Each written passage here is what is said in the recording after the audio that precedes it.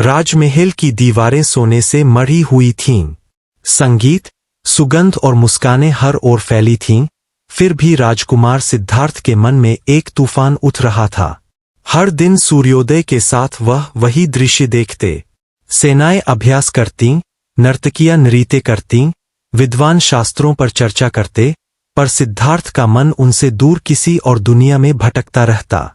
उनका मन कहता, क्या यही जीवन है? क्या सब कुछ बस इतना ही? राजमहल में सब उन्हें आदर्श मानते थे।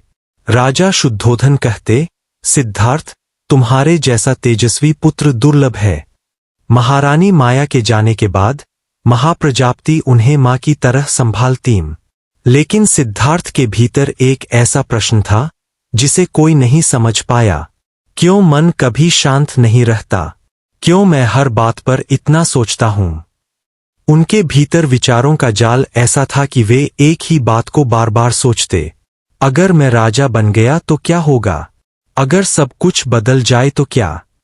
क्यों लोग दुखी होते हैं जबकि उनके पास सब कुछ है? रातें उन्हें सोने नहीं देती थीं। वे छत पर खड़े होकर तारों को निहारते और सोचते, क्या तारों के पीछे कोई और सत्य है?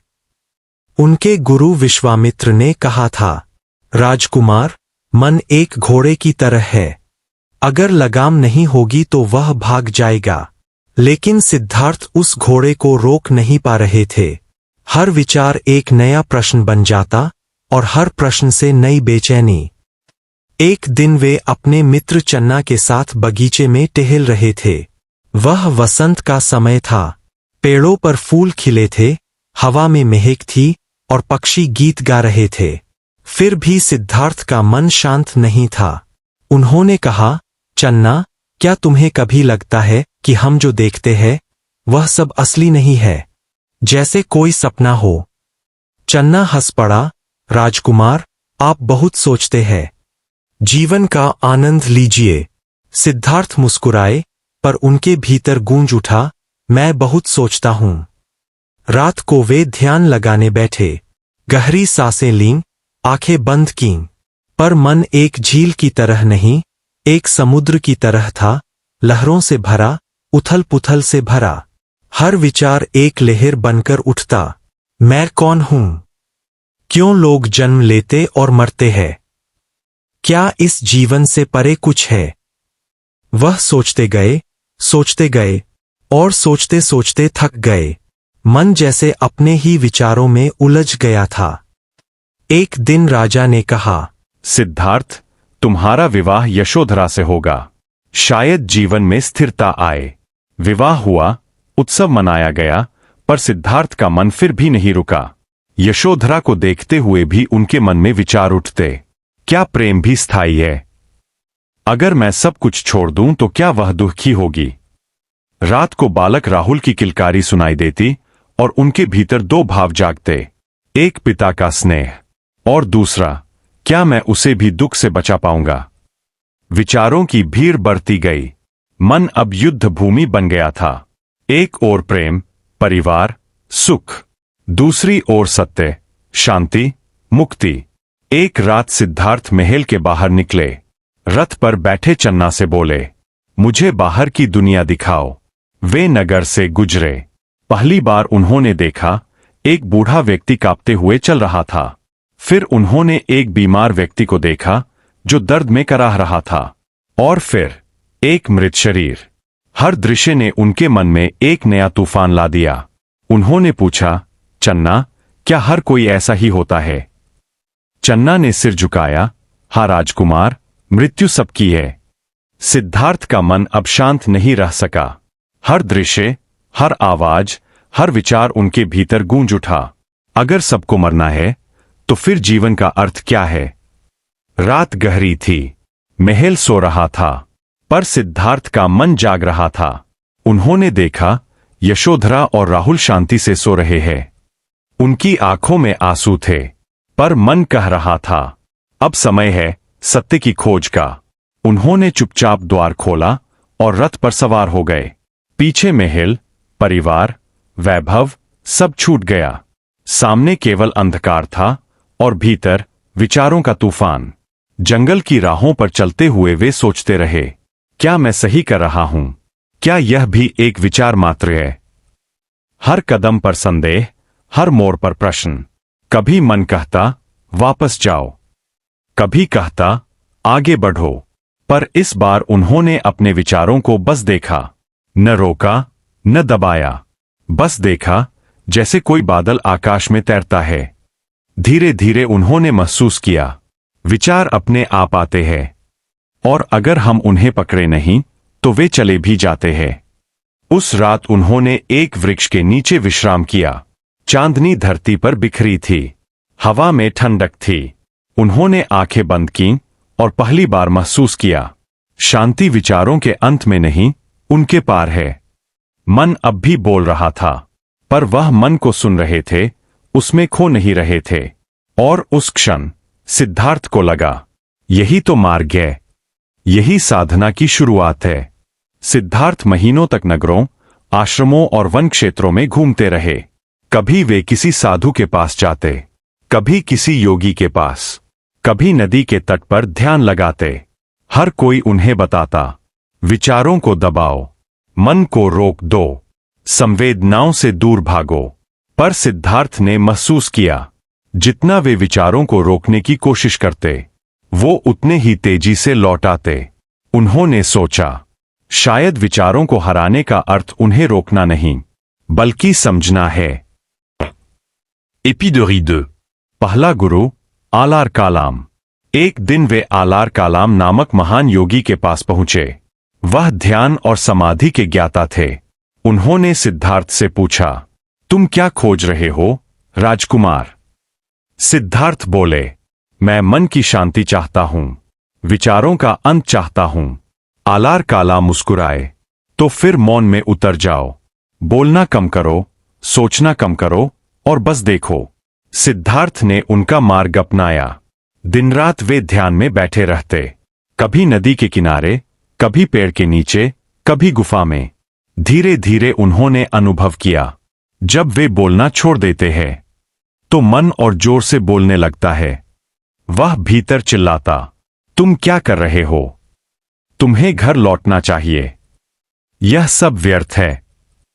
लेकिन सिद्धार्थ अब बदलने लगे थे।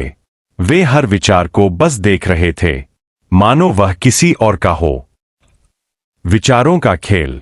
एक दिन ध्यान करते हुए उन्होंने देखा, मन उन्हें अतीत की यादों में खींच रहा है। बचपन के दृश्य, मां का चेहरा, महल की आवाजें, सब जैसे चलचित्र बनकर सामने आ रहे थे। फिर मन भविष्य की ओर भागा। अगर तुम सत्य न पा सके तो, अगर तुम असफल हो गए तो। सिद्धार्थ मुस्कुराए। उन्होंने भीतर कहा, मन, मैं तुम्हें देख रहा हूं। तुम विचारों का सागर हो और मैं किनारा। उस क्षण उन्हें पहली बार अनुभव हुआ कि विचार शत्रु नहीं है, वे बस तरंगे हैं। जैसे समुद्र में लहरें आती है और लौट जाती है, वैसे ही विचार भी आते हैं और मिट जाते हैं। अगर हम उन्हें पकड़ते नहीं तो वे हमें डुबो नहीं सकते। 4 मौन की गहराई। रात गहरी थी। आलार कालाम का आश्रम शांत था। सब साधक सो चुके थे। केवल सिद्धार्थ ध्यान में बैठे थे। चारों ओर सन्नाटा था, पर भीतर विचारों का मेला लग रहा था। मैं यहां क्यों हूं? क्या यही मार्ग है? क्या कोई ईश्वर है जो मुझे उत्तर देगा?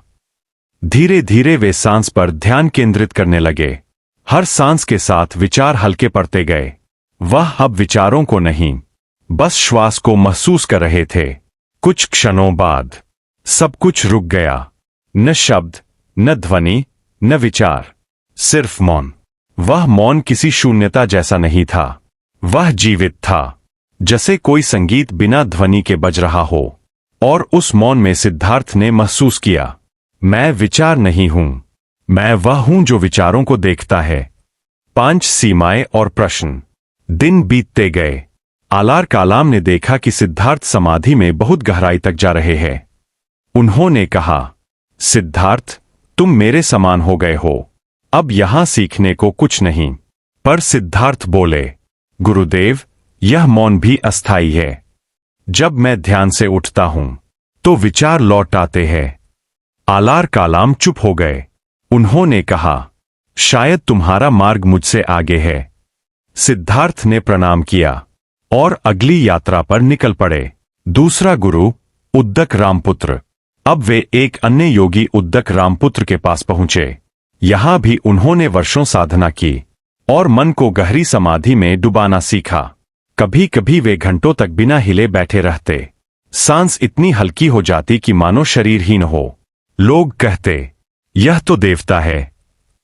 पर भीतर सिद्धार्थ जानते थे, विचार अब भी है, बस गहराई में छिपे हुए। उन्होंने कहा, यह भी मुक्ति नहीं, यह तो बस विचारों का विराम है, अंत नहीं। और एक दिन उन्होंने वह आश्रम भी छोड़ दिया। साथ मौन की अग्नि। अब सिद्धार्थ अकेले थे। न गुरु, न साथी, न आश्रम, सिर्फ वह और उनका मन। उन्होंने जंगल में एक स्थान चुना, जहां एक विशाल वृक्ष था, पीपल का पेड़। नीचे धरती ठंडी थी। उन्होंने संकल्प लिया, जब तक मैं सत्य न पालूं, यहां से नहीं उठूंगा। वे बैठे, आंखें बंद कीं। विचार फिर आने लगे। भूख, प्यास, भय, यादें। हर भावना ने उन्हें तोड़ने की कोशिश की। पर सिद्धार्थ अब मौन के मार्ग पर थे। उन्होंने कुछ नहीं कहा, कुछ नहीं सोचा, बस देखा। घंटे बीते, दिन बीते, शरीर कमजोर हुआ, पर चेतना और प्रखर। कभी उन्होंने देखा, विचार जैसे आग की लपटें हैं, जो उन्हें जलाना चाहती है। पर जब वह बस देखते हैं, तो वही लपटें प्रकाश बन जाती है। 8 मौन का रहस्य। एक दिन उन्होंने भीतर सुना, विचार तभी बढ़ते हैं जब हम उन्हें महत्व देते हैं। उन्होंने मन से कहा, मैं तुम्हारा मालिक नहीं, तुम मेरे सेवक हो। और उस क्षण मौन का नया आयाम खुला। अब विचार उठते, पर तुरंत मिट जाते। भावनाएं आती, पर टिकती नहीं। अतीत और भविष्य एक साथ विलीन हो गए। उन्होंने अनुभव किया, मौन कोई शब्दों की अनुपस्थिति नहीं है, यह आत्मा की उपस्थिति है, आत्मचेतना की झलक। अब सिद्धार्थ को ऐसा लगने लगा मानो वे भीतर और बाहर दोनों को एक साथ देख सकते हैं। उनके सामने नदी बह रही थी, पर वह उसके साथ बह नहीं रहे थे। वे साक्षी थे। विचार आते थे, तुमने क्या पाया?